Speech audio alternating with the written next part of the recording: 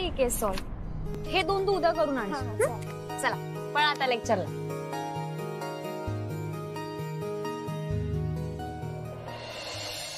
Ma'am एक problem होता. अरे आता लेक्चरलाच चाललोय ना, तू क्लासमध्येच विचार. मॅम पण क्लासमध्ये मी तुम्हाला काही विचारलं की मुलं हसतात आणि चिडवतात. का चिडवतात? ते वर जाऊ द्या. आणि इकडे हे बघ, काल मी तुला मीन मोड मीडियन मधला फरक समजावला होता. फक्त याचा जेव्हा ऍव्हरेज काढशील ना, बघ एक्झाम्पल नंबर 8. हे कशाला? हा ना मॅम प्लीज.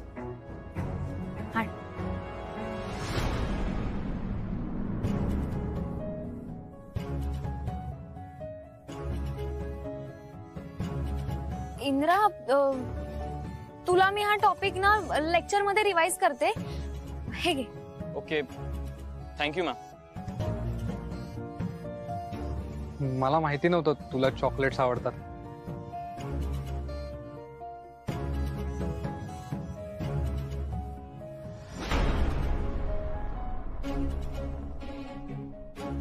थँक्स.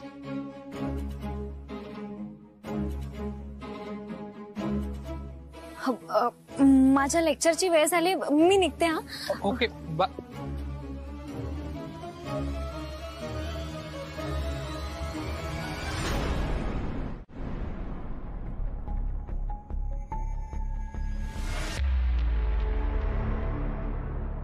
ये सही करे जो.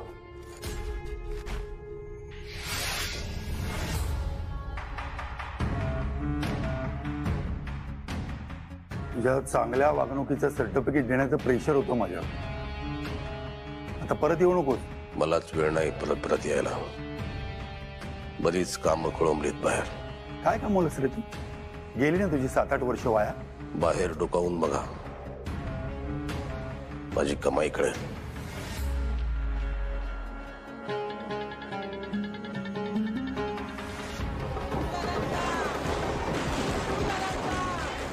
अरे कोण नेता वगैरे आलाय का?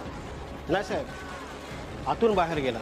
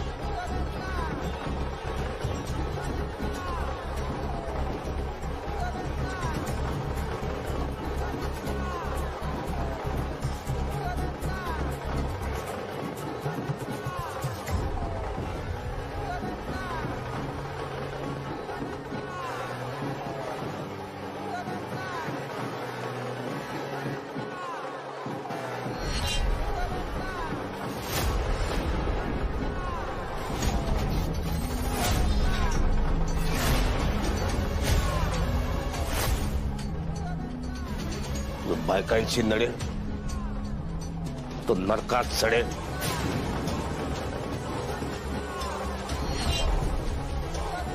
झाले आता तो सहज सुटणार नाही. तुझ्यासारखे पोलीस ऑफिसर आहेत ना, म्हणून सामान्य माणूस तक्रार करण्याची हिंमत करतो. त्यांना विश्वास आहे की पोलीस त्यांची मदत करतीलच. बरं, त्या पल्लवीला काय मदत हवी तेही सांग. मी माझ्या परीने जे होईल ते करेन. ओके विजय, पल्लवीला घेऊन केबिन मध्ये. ओके. आता माझ्या डोळ्यासमोर एकच ध्येय आहे. मी या बाळाला जन्म देणार आहे. आईची सगळी जबाबदारी पार पाडणार आहे मी. आणि म्हणूनच मला नोकरी हवी आहे. तू आधी एक काम कर, तुझ्या घरी जाऊन तुझ्या आई बाबांना सगळी सत्य परिस्थिती सांग. कुठल्या तोंडाने सांगू? त्यांचा विरोध होता आमच्या लग्नाला. मी हट्ट केला होता. आम्ही एका डेटिंग साईटवर भेटलो होतो. नंतर मैत्री झाली. मी प्रेमात पडले. माझा पूर्ण विश्वास होता गौतमवर, पण त्याने नाटक केलं प्रेमाचं. जाऊ दे ग. म्हणजे आय नो तू हे कधीच विसरू शकणार नाहीयेस, पण आता नव्याने सुरुवात कर. कम इन. वेदांत सरांनी बोलवलंय पल्लवी मॅडमला.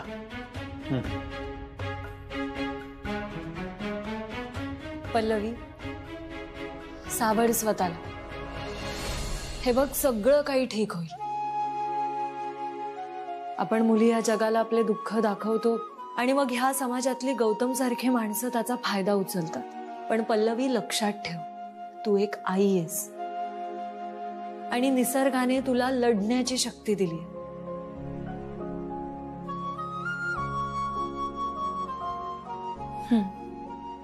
डोळे पुस.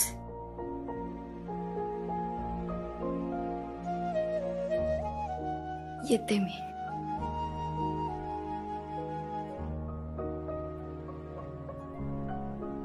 दादा, ह्या मुलीला नोकरी मिळायलाच पाहिजे. पल्लवी, ह्या समाजातल्या कितीतरी फसवल्या गेलेल्या मुलींसाठी एक आदर्श उदाहरण ठरू शकते. I completely agree. आणि दादा पण तिला नक्की मदत करेल. पण तो तिला इथे नोकरी देईल असं मला नाही वाटत.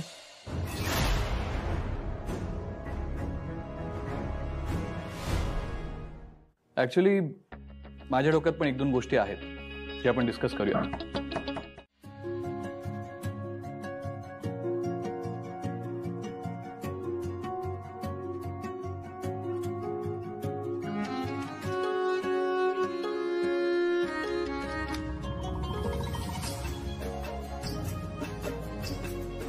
अजून इथेच आहेस? ऑफिसला नाही गेलास? हो, नाही म्हणजे मी ऑफिसच्याच कामासाठी आलो होतो इथे. ते झालं, परत जाताना म्हटलं इथे थांबूया. का? मला माहिती नाही ना तुझं लास्ट लेक्चर कधी असतं. कॉलेजचं टाइम टेबल असतं तर मग ते विचारायचं ना. मी विचारलं असतं तर तू सांगितलं असतंस का? बरं, मी काय म्हणतो, मी आता इतका वेळ तुझी वाट बघतोय, तर एकत्र ज्यूस प्यायला जाऊया का? किंवा उसाचा रस, काही म्हणजे आईस्क्रीम, कुल्फी, तुला हवं ते. बर्डीची कुल्फी. डन. मग मिळेल ना मला कॉलेजचं शेड्यूल? हो. बरं, मी काय म्हणते, तू इकडे भेटायला येत जाऊ नकोस ना. म्हणजे काय ना, ते कॉलेजचे विद्यार्थी असतात आणि काही तर खूप वात्रट आहेत, त्यामुळे. हो ठीक आहे, नाही येणार. तू सांग कुठे भेटायचं मग. बरं, आत्ता निघूया का? कुल्फी खायला जाऊया ना. चल.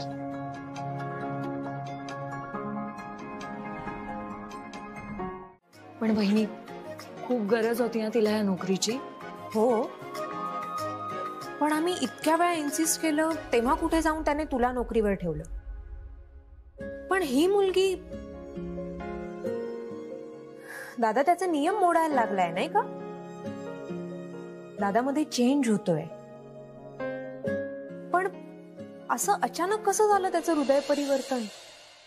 तुला माहिती असं का झालं असेल? मला कसं माहिती असेल? तू तुझ्या दादालाच विचार ना. नाही, ते विचारीनच मी. पण अमूल्या, मला असं वाटतंय की दादामध्ये हा बदल तुझ्यामुळे झाला. माझ्यामुळे? वहिनी, माझ्यामुळे फार फार तर त्याची सहनशक्ती वाढली असेल. सतत वाद घालत असते ना त्याच्यासोबत. असेलही तसं. आणि अर्थात मला त्यातला हा बदल आवडतोय. खरं तर दादा कोणाचीही मदत करतो, म्हणजे जर केस जेन्युइन असेल तर. पण ही नोकरी देणं हा फार मोठा बदल आहे. अमूल्या, तो इमोशनल आहे ही गोष्ट आम्हाला तिघा चौघांना माहितीये. पण आता तो बाहेरच्या जगात पण व्यक्त होतोय. छान ना? अजून काय हवंय? जीवा चेंज होतोय तर.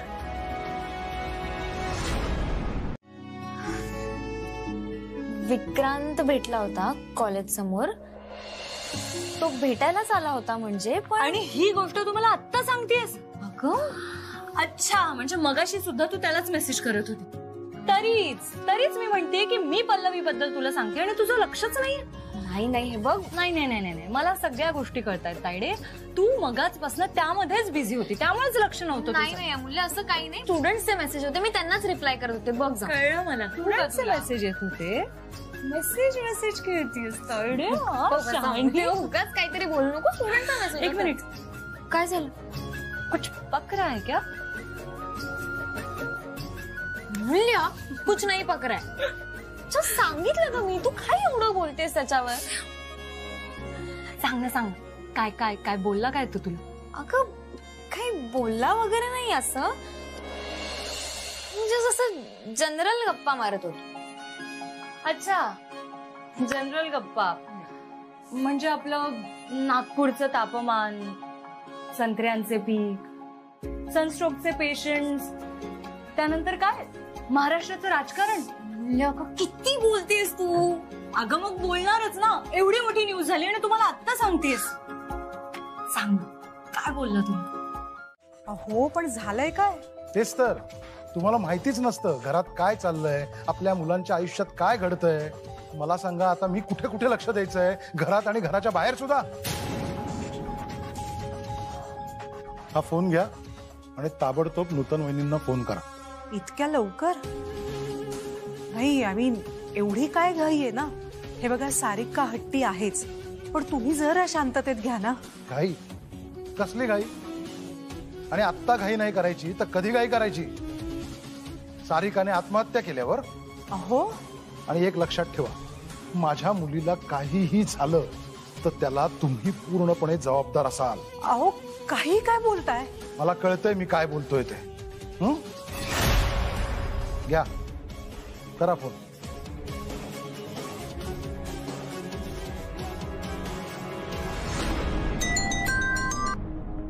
हॅलो हॅलो, नूतन ताई, कशा आहात? आणि घरी सगळं ठीक? हो, आम्ही सगळे ठीक. बरं नूतन ताई, आज आम्ही दोघं तुमच्याकडे आलो तर चालेल का? नाही, म्हणजे पुढची बोलणी करता येतील ना? अहो, मग विचारताय काय? या ना. हो, आणि जेवायलाच या. अहो नाही, जेवायला नको, आम्ही सहजच येतो. बरं, ठीक आहे, तुम्ही आल्यावर बघू. पण तुम्ही नक्की या. हा, मी वाट बघते. बरं, येतो आम्ही. अच्छा.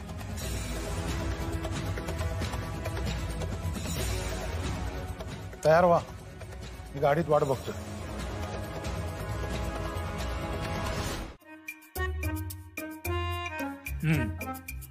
काका, तुम्ही आडवे पडा. नाही, हे असंच ठीक. हा, बरोबर, असू दे. मला नका देऊ तुम्ही इंजेक्शन, मी बेशुद्ध होईन. अरे काय नाही, तू एक काम कर.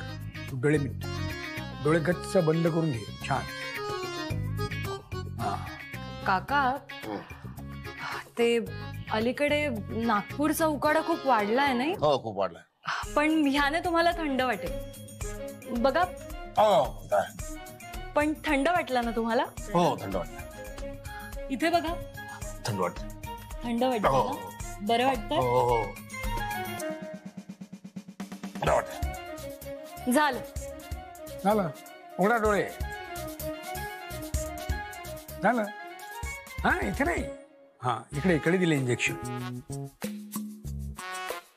तू ही पोरगी आमची जादूगर आहे, जादूगर. हे सगळं काय आहे? नवीन स्टाफ येतोय ना, त्याच्या स्वागताची तयारी. हे नवीनच आहे. वेदांत सरांनी सांगितलं? वेदांत सरांनी नाही, अमूल्य मॅडमनी सांगितलंय. हो. अच्छा. झालं. मस्त दिसतंय. यानंतर ना या ऑफिसमध्ये येणाऱ्या प्रत्येक स्टाफचं आपण असंच स्वागत करायचं. म्हणजे येणाऱ्या व्यक्तीला ना असं स्पेशल फील झालं पाहिजे, मोटिवेशन वाढलं पाहिजे, ज्यामुळे ती व्यक्ती आणखी जोमाने काम करेल. तुम्ही म्हणताय ते बरोबर आहे, पण वेदांत सरांना आवडणार नाहीये. हो, नाहीतर काय. का? म्हणजे कोणाचं स्वागत करायला काय प्रॉब्लेम आहे? हे बघा, सरांचं म्हणणं आहे की काम चोख करा, पगार घ्या आणि निघा. इथे कोणाचेही लाड होत नाहीत. नाही म्हणजे बरोबर आहे म्हणणं तुमच्या सरांचं, पण जर आपण सगळेच असं वागायला लागलो तर मग आपल्याला कामाबद्दल प्रेम नाही वाटणार. आणि प्रेम ही बेसिक गरज आहे. आपण मन लावून काम केलं ना तर मग कामाचा वेग वाढतो, आणि कामाचा वेग वाढला तर कंपनीलाच फायदा होतो. हो की नाही वहिनी? I completely agree. आपण आपल्या कंपनीमध्ये येणाऱ्या प्रत्येक नवीन एम्प्लॉईचं असं स्वागत करूया. खूप छान आयडिया आहे.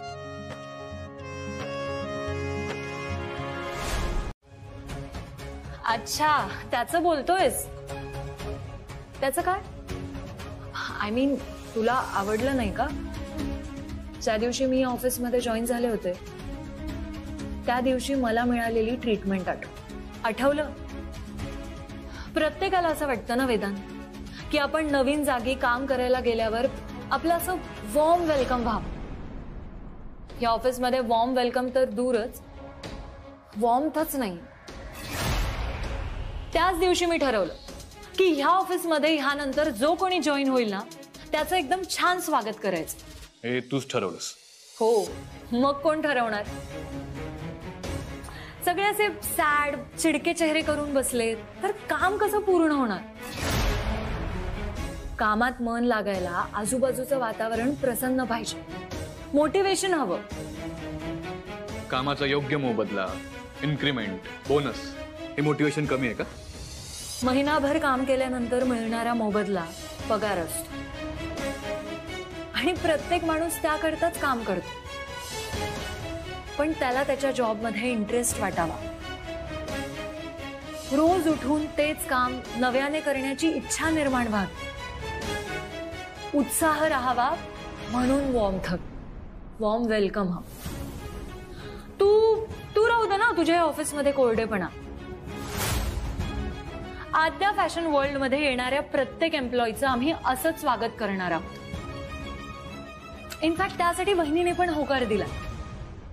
तसं तुला तुझ्या ह्या ऑफिसमध्ये जर कुणाचं चांगलं स्वागत करायचं असेल तर तू माझी आयडिया घेऊ शकतोस. त्याकरता मी तुझ्याकडून मोबदला सुद्धा नाही घेणार. उलट मी त्या सगळ्या अरेंजमेंट्स ना एकदम अशा आनंदाने उत्साहाने करेन. तुमचं आगत स्वागत, बँड बाजा सगळं झालं असेल ना तर तिला काम पण समजावून सांग आणि ते पूर्ण करून घे तिच्याकडून. Yes sir. येऊ मी? अगं नाही असं काही नाही, पण मी म्हटलं जेवढं शक्य आहे तेवढं संपवते. आता राहू दे, बाकीचं काम उद्या कर. अगं थोडंसंच राहिलंय. अगं हो, पण पुरे झालं आजसाठी एवढं काम. बाकीचं काम आता उद्या कर, काही घाई नाही. बर ठीक आहे.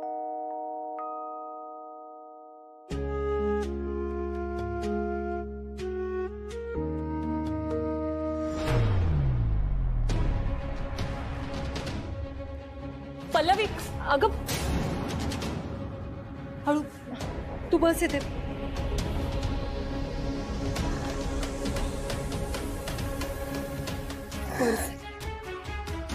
बस. काय झालं ना? अरे चक्कर आली, ते पाणी दे बरं. हो ठीक आहे. हे घे.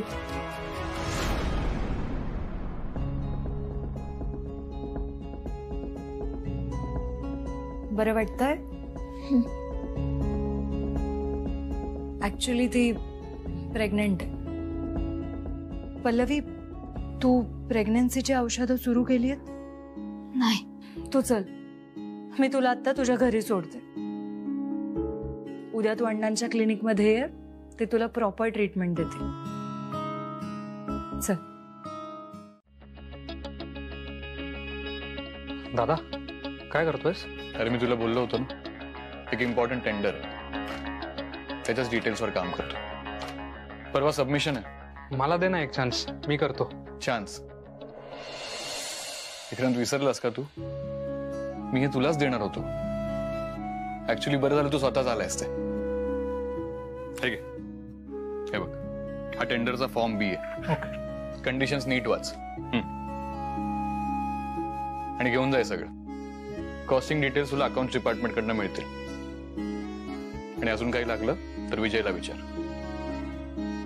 आणि हा, तरी काही अडचण असेल तर डिरेक्ट मला विचार.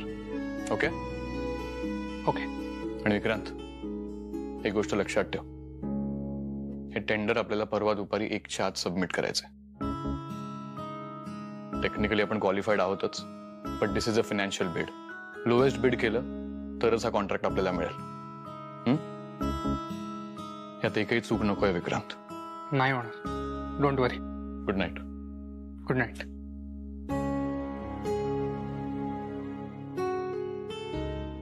इंद्र म्हणा ना मॅम. का? भुरे तर क्लासमध्ये 3-3 आहेत. बर, तर काय झालं ते सांग आधी. हा मॅम, माझी ट्युशन घ्याल का घरी हे विचारायला आलो होतो. ट्युशन? हे बघ, एकतर कॉलेजच्या नियमानुसार मी शिकवणी घेऊ शकत नाही, आणि तुला जर काही प्रॉब्लेम डिफिकल्टी असेल तर तू कॉलेजमध्येच विचारत जा ना, भरपूर वेळ असतो की. मॅम मला कॉलेजमध्ये टॉप करायचं. हो? हा. मग सगळ्याच लेक्चर्स मध्ये समजून घेत जा, आणि मेन म्हणजे घरी जाऊन नियमित अभ्यास करत जा. शिकवणी वगैरेची गरज नाहीये. आणि तरी जर तुला काही डाऊट असेल ना तर मग लेक्चर नंतर मी एक्स्ट्रा क्लासेस घेत जाईन. बाकीचे मुलं येतील की नाही माहित नाही, पण मला नक्कीच आवडेल तुमच्याकडून शिकून घ्यायला. तू एकटा जरी असलास ना तरी मी क्लासेस घेईन. कधी? सांगते, मी नोटीस लावेल. मॅम एक मिनिट. हे काय? आज 2-2 चॉकलेट्स? एक तुमच्यासाठी आणि एक तुमच्या फ्रेंडसाठी.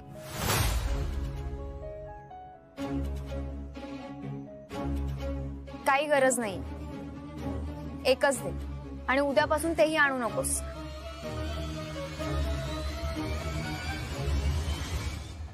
आणि हो मॅम, तुम्हीच खा. बाय. थँक्यू माझ्या आयुष्यात आल्याबद्दल.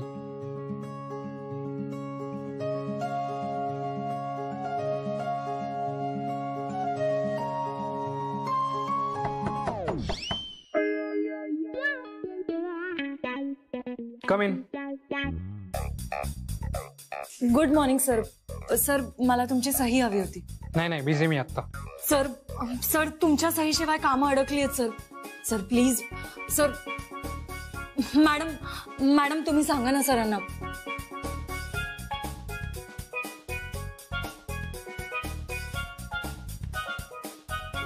दे.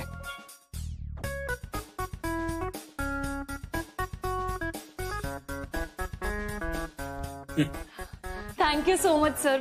Thank you madam. थँक्यू.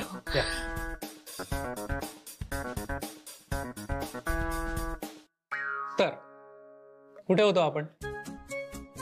आयुष्यात. हा, आयुष्यात. मी हे सगळं तुझ्यासाठीच तर करतोय. दुसरं कोण आहे माझं तुझ्याशिवाय? असं वाटतं तुझं बोलणं संपूच नाही, फक्त ऐकत राहावं असं वाटतं. हो का?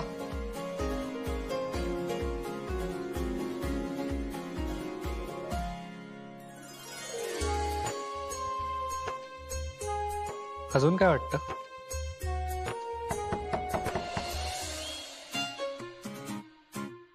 कम in. Vikrant, I mean sir, मी त्या ऑर्डर्स प्लेस केल्या होत्या, एकदा चेक करा ना ते बरोबर आहेत का नाही. थोड्या वेळाने माझी महत्वाची मीटिंग चालू आहे आणि तूच चेक कर ना. Okay sir. Go. Okay sir.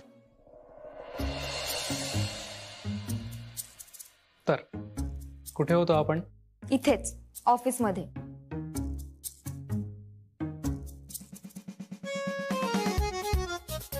विजय लवकर आ दे.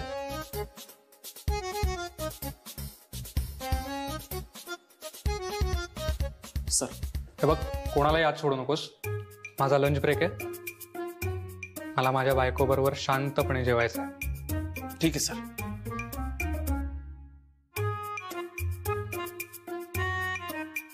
आता खुश?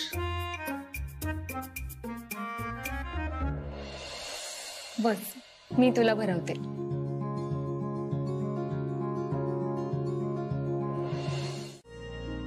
वेदांत, आमच्याकडनं एक छोटस गिफ्ट. पण कशाला? अरे नाही, पहिल्यांदा घरी आलात ना तुम्ही. पण फॉर्मॅलिटीची काय गरज आहे? नाही नाही नाही नाही, ही औपचारिकता अजिबात नाही आहे. हे प्रेम आहे. काय तुम्ही आमच्या कुटुंबासाठी जे काही केलंयत ना, त्यासाठी आमच्याकडनं एक just token of love, please. असं अहो पण आरतीसाठी मी जे काही केलं ते, विक्रांत माझा भाऊ आहे किंवा त्याचं आरतीवर प्रेम होतं म्हणून नाही. पण एक फ्रॉड माणूस आरतीसारख्या चांगल्या मुलीची, तुमच्यासारख्या चांगल्या कुटुंबाची फसवणूक करत होता आणि याचे परिणाम आरतीला भोगावे लागले असते. आणि हे असं व्हायला नको होतं. हे असं माझं ठाम मत होतं. म्हणून तेव्हा मला जे सुचलं ते मी केलं. नाही, पण मी तेच म्हणतो ना, तुम्ही जे काही केलंयत ना ते खूप महत्वाचं आहे. आता अलीकडे आपण बघतो सध्या सगळीकडे प्रवृत्ती हीच आहे की लोक आपला आपला विचार करतात फक्त, बस. हो ना. आणि आपल्या दोन्ही कुटुंबांमध्ये ताण होता तरी सुद्धा तुम्ही आम्हाला मदत केली. तुमचे आभार कसे मानू हे खरंच आम्हाला कळत नाहीये. त्या गौतमच्या बायकोची काय अवस्था आहे हे अमूल्याने सांगितलं आम्हाला. तीच अवस्था आमच्या आरतीची झाली असती ना. नाही, खरं सांगतो, म्हणजे आम्ही ना त्या गौतमच्या दिसण्या आणि वागण्यामध्ये फसलो. खरं सांगतो, आपण फक्त माणूस दिसतो कसा, वागतो कसा एवढंच बघतो. त्या लोकांना त्यांच्या पेहराव्यावरनं, त्यांच्या दिसण्यावरनं आणि एकंदरीत एक्सटिरियर बिहेवियरवरनं आपण जज करतो. म्हणजे त्या माणसाच्या अंतरंगाकडे लक्षच देत नाही आपण. पण वेदांत, तुम्हाला खरंच सांगतो, you have a fantastic go and I want to celebrate that go. म्हणजे तुम्ही बाहेरून दिसायला असे खूप अलिप्त आणि थोडेसे रुक्ष वाटता, पण तुमच्या अंतरंगाचे रंग खूप वेगळे आहेत. आणि मला खरंच तुमचा प्रामाणिकपणे खूप खूप आदर वाटतो. नाही, मला माहिती आहे तुमच्याकडे सगळंच आहे, आम्ही काय देणार तुम्हाला, पण हे आमच्या प्रेमाचं प्रतीक आहे असं समजा, प्लीज. ना सगळं आहे म्हणून नाही, पण प्लीज मला गिफ्ट वगैरे खरंच नको आहे. वेदांत, कोणी काही प्रेमाने दिलं ना तर ते ग्रेसफुली घ्यावं, प्लीज. वेदांत,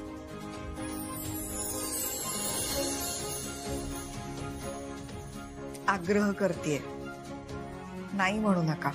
थँक्यू. आणि येतो मी. आई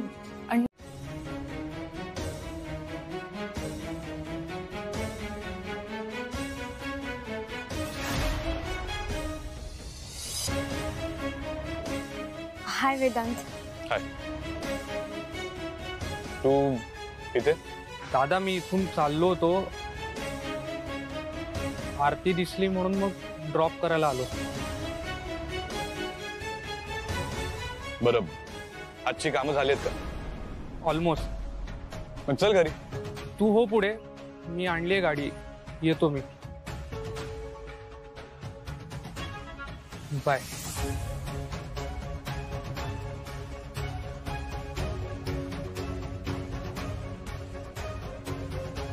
बाय.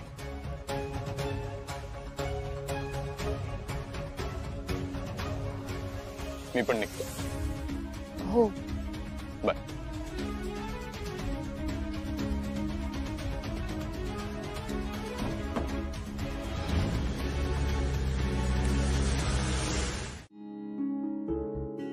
विक्रांत मला म्हणाला की तू त्याला काहीतरी मोठं काम दिलेस ऑफिसमध्ये.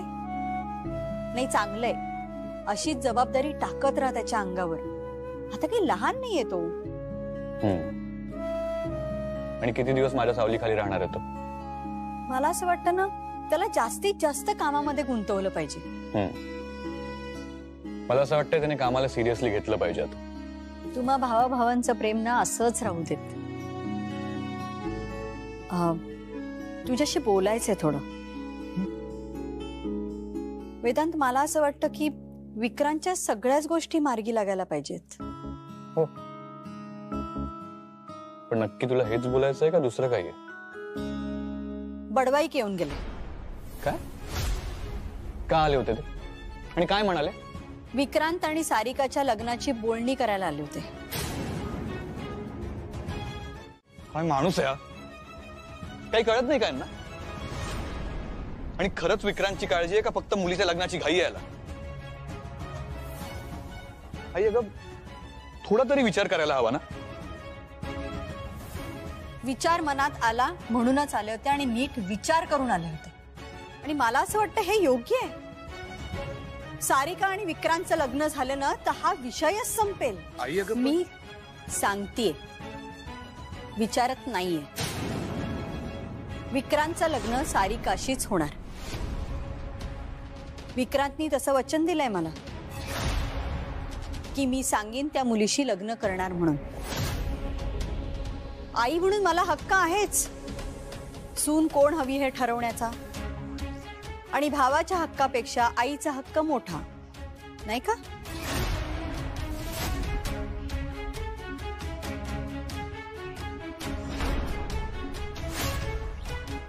विजय, कुठे आहे गाडी? किती वेळ थांबू मी इथे? अरे तुला टाइम टू टाइम सर्व्हिस करता येत नाही का गाडी? नेहमी गाडी बंद पडली की तुला सर्व्हिसिंगचं आठवतं. दिस इज इनडिसिप्लिन बिहेवियर. ते 4-4 गाडी.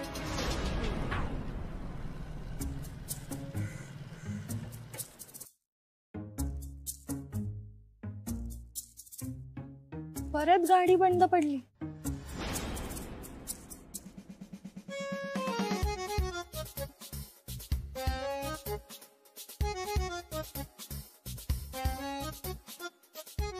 काय रे,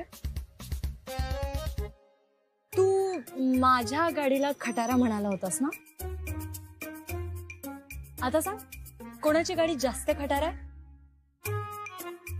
तुझीच गाडी ना जास्त वेळा बंद पडते. तू एक काम कर ना, तू नवीन गाडी विकत घे. म्हणजे वाटलंस तर सेकंड हँड घे, पण कंडिशन बघून घ्या. मी पण ऑफिसलाच चाललीये. तू बस, मी तुला लिफ्ट देते. ये तुझ्या या गाडीवर. नो वे. ऍटलीस्ट ही गाडी चालू आहे. उन्हात पायी जाण्यापेक्षा माझ्यासोबत चल. नाही नाही, तू जा. विजय गाडी घेऊन येतोय, मी माझं बघेन. अरे तोपर्यंत आपण पोहोचू सुद्धा. तू एक काम कर, तू माझ्यासोबत चल, आपण ऑफिसला जाऊयात. आणि विजयची गाडी पाठवणार होता ना, ती घेऊन तू इकडे. मग ही गाडी घेऊन पुन्हा ऑफिसला आहे. ओके? तुला वेडा वाटतो का मी? नागपूरच्या उन्हात माणसं वेडी सुद्धा होतात. तू जा, मी बघेन माझं. एक मिनिट. मुलगी गाडी चालवतीये आणि तुला मागे बसावं लागेल म्हणून येत नाहीयेस का? ठीक आहे, मग तसं असेल तर तू गाडी चालव, मी बसते मागे. नाही नाही, तूच चालव. तसंही मी अशा विदाउट गेअरवाल्या गाड्या चालवत नाही. ठीक आहे.